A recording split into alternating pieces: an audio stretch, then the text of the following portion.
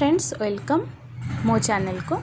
आज बनैबा कोरुओर गोटे बढ़िया आइटम। आमे घी बाहर करबा परे कोरुओ को जनरली फोपाड़ी दियंते किंतु सेटा बहुत ही बेनिफिशियल माने बहुत प्रोटीन रिच बहुत विटामिन्स अच्छे।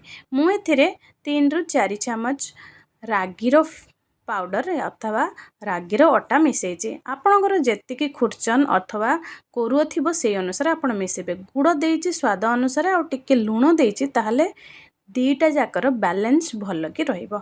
ए तीनिटा सम्मिश्रण को आमे भल्य करिकी हाथ रे धीरे धीरे मिसेई मिसेई रगड़ी रगड़ी मिसेइबा ताहले कोन हबो दुईटा जाक भल से पूरा बाइंडिंग हे जिवो। आ कोरुओ जो टिके बड़ बड़ दाना थिबो से दाना गुड़ कबे छोट हे जिवो आ प्रॉब्लम हब ना।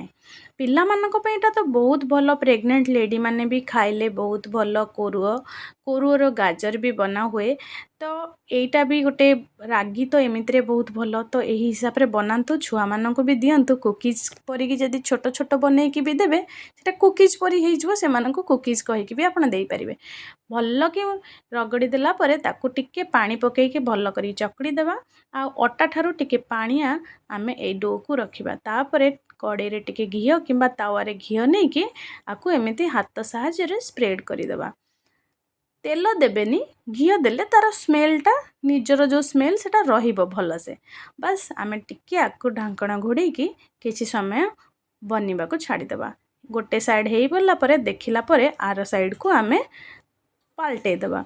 एमिति करी भाजी देबा। आ तापरे एकदम सुआदिया आउ देसी जिनसर आनंद नियंतु। चैनल को जदि सब्सक्राइब करि नांती जल्दी से कर दियंतु। लाइक कमेंट शेयर जरूर करंतु। मिलिबा नेक्स्ट गोटे वीडियो रे। Bye bye.